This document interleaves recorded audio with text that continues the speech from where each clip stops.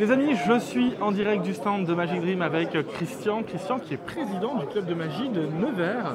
Tout à fait. Depuis combien de temps, Christian? Eh bien depuis, je ne sais plus, 6, 7 ans, 8 ans, quelque chose comme ça, oui. Très bien. Environ. Christian, le but de cette interview, c'est de vous présenter, de présenter aussi votre passion sur la magie, de parler un peu du club de Nevers et du coup, on va dire de la communauté magique présente au niveau de votre club. Est-ce qu'en quelques mots, vous pouvez juste vous présenter, nous dire qui vous êtes, comment vous avez commencé la magie? Eh bien en quelques mots, j'ai commencé la magie plus jeune. J'avais environ 13-14 ans et j'ai évolué tout seul dans mon coin jusqu'au jour où j'ai fait mon premier congrès FAP. Et là, c'était un peu la révélation. Et j'ai toute l'époque des Richard Ross, des Domino, des Pierre Brama, où là, je me suis dit, bon sang, c'est extraordinaire, que je veux vraiment aller plus loin, quoi.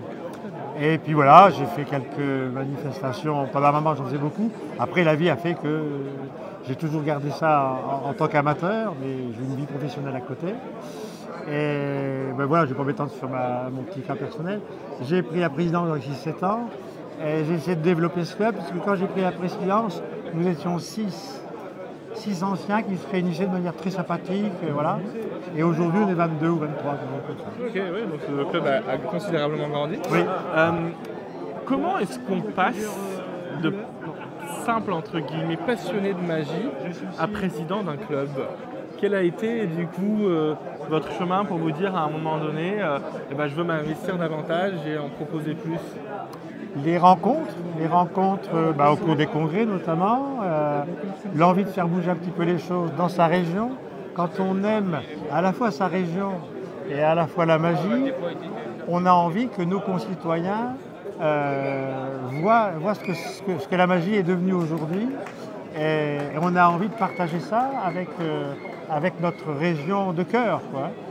On se dit, qu'est-ce que je peux faire pour la magie? On dit souvent, si j'adhère à la FAP, qu'est-ce que ça m'apporte? Moi, je réponds toujours, je paraphrase Kennedy en disant, mais tu te poses la question, qu'est-ce que la magie, qu'est-ce que la FAP peut t'apporter?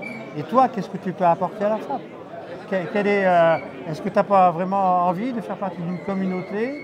La FAP va t'apporter des choses, mais toi, qu'est-ce que tu peux apporter? Et voilà, ça a du sens. Après le déclic, pour arriver à... Je me suis toujours dit qu'un club ne pouvait survivre dans une région que par les jeunes. C'est les jeunes qui peuvent pérenniser la présence d'un club dans une région.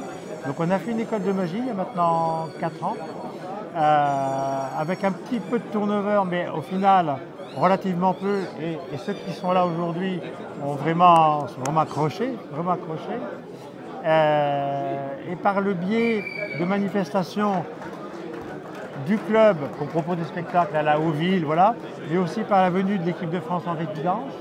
On l'a fait il y a 2 ans, ils reviennent l'année prochaine.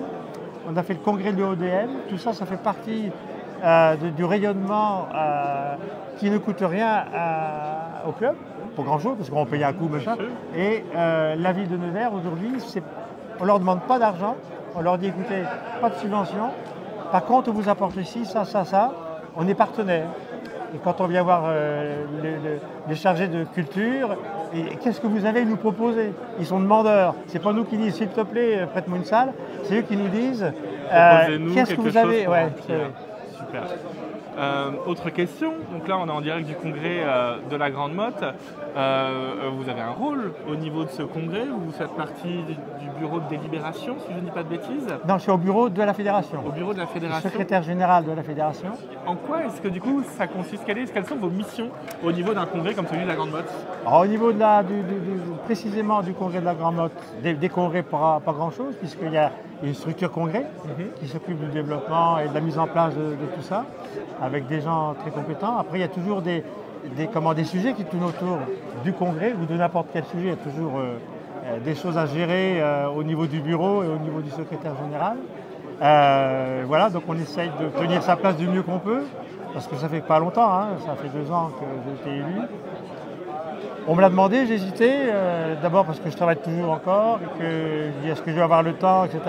Et je me suis dit, bon ben voilà, on va essayer de trouver le temps et de rendre service, et de rendre à la FAP du mieux que je peux ce qu'elle m'a apporté quand j'étais jeune, même après, avoir tous ces magiciens qui m'ont vraiment donné l'envie de faire partie de la communauté et d'approcher les grands magiciens et de connaître un peu mieux de l'intérieur la magie française et voilà. Merci. Mais c'est moi qui remercie Magic Dream de m'avoir proposé cette interview. J'espère que ça vous aura un petit peu intéressé. Voilà, c'est l'idée, c'est de faire connaître les coulisses, les personnes qui travaillent, œuvrent pour la magie, et c'est votre cas. Donc merci infiniment pour votre temps Merci et à toi, au Jérémy. plaisir de vous recroiser. Merci beaucoup. Merci.